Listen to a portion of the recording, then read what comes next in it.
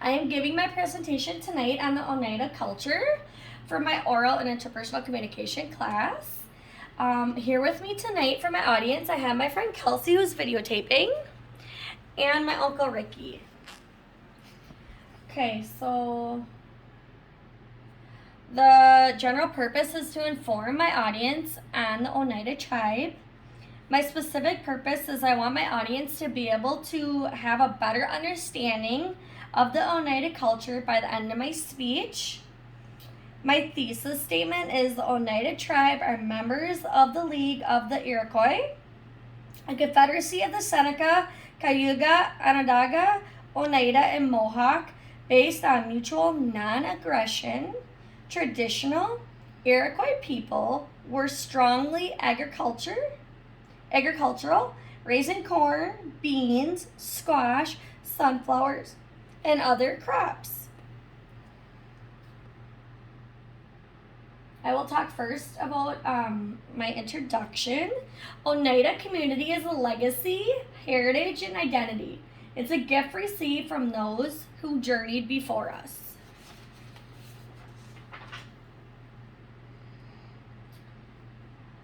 And then I have a picture of the Miss Oneida. There's 3 pictures there. And for my next slide, I have the Oneida Nation emblem of Wisconsin. And I will talk more about that, the different clans, in just a moment. And then, according to the Oneida, to be Oneida is heritage, a legacy, and an identity. It is a gift received from those who journeyed before us, shared with those who journeyed with us, and passed to those who journey after us. I'll be sharing with you some of the Oneida beliefs, traditions, values, experiences, achievements in the United States, and about the way that the Oneida communicate. Okay, so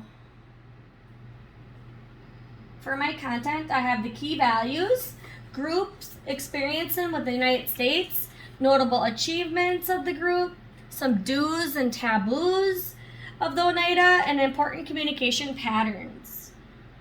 So first off, we have the key values for the clan system. The clans are Turtle, Wolf, and Bear Clan. They all represent different roles in their culture. The Turtle Clan, the turtle teaches patience and endurance and represents strength and solidarity. He is old, wise, and is well respected. The Wolf Clan, the wolf validates observation skills and listening and watching, and also illustrates a powerful sense of family. And for the Bear Clan, the bear exemplifies gentleness and strength when displaying discipline and control. And then we move on to clothing. Women wore a skirt and a jacket.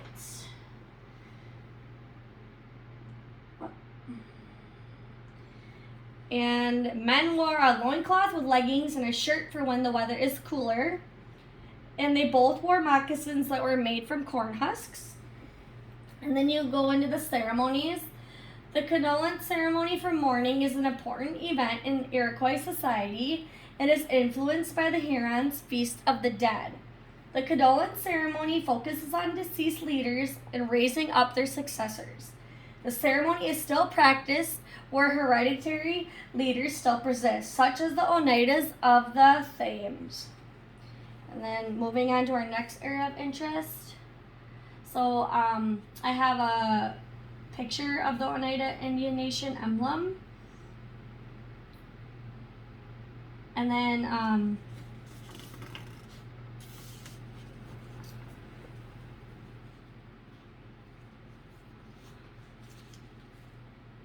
experiences in the Oneida culture had with the United States.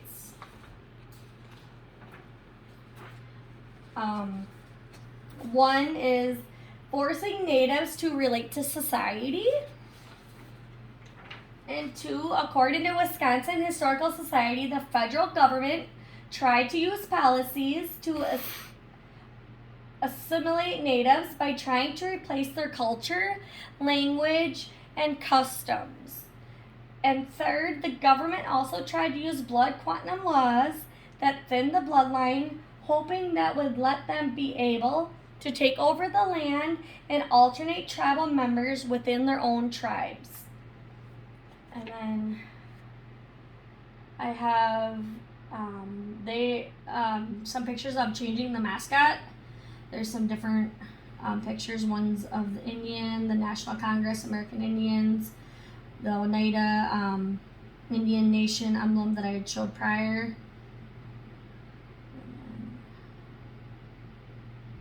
I don't know if can you get a little closer? Okay.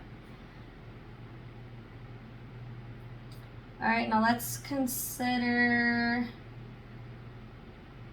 notable achievements of the Oneida. The experiences were not always the best, but they continued onward to become successful.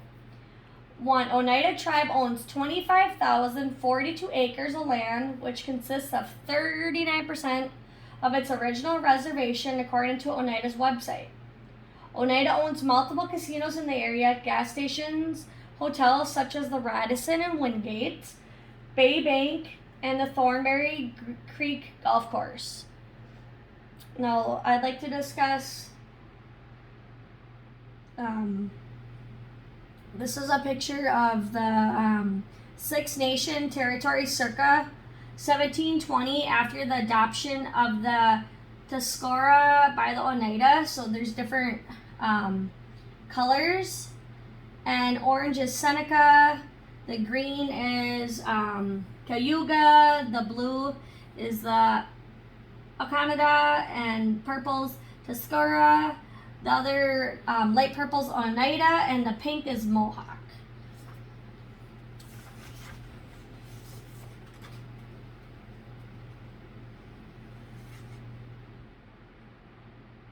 Okay, pause it, please. All right. Okay, on to the next one. What are some do's and taboos for the Oneida group?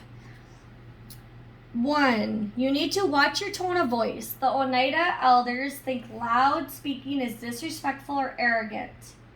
So do watch your tone of voice. Do be patient. Sometimes the elders take a little while to find the right words to say. Taboos would be don't hold eye contact for too long because they consider it inappropriate. It is considered taboo to yawn, raise your hand, point, or shake your head. These cues are considered disrespectful. Okay, some of the most communication patterns for the Oneida group are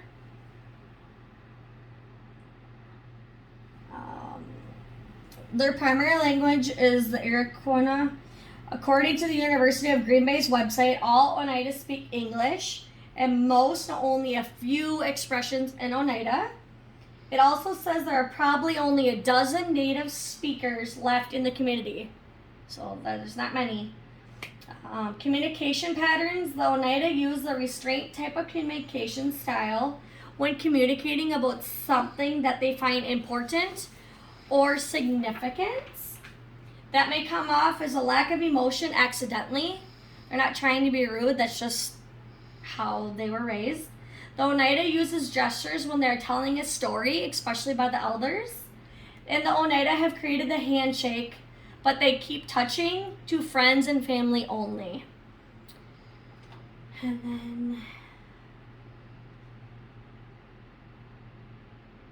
the most important thing that someone needs to know about when communicating with the Oneida group is to be patient while talking to the elders and do not make eye contact for too long because they consider that to be rude and disrespectful. And then what I want you to take away from my presentation. Oh, and also I have the picture of the Oneida Nation Walk of Legends picture. And then what I want you to take away from my presentation. In conclusion, I hope you have a better understanding of the Oneida tribe and its traditions and beliefs. I hope you realize how much success that they have brought to our communities. I also hope that after my presentation, you learn how to communicate with the Oneida culture and that you enjoyed my presentation. Thank you and have a great night.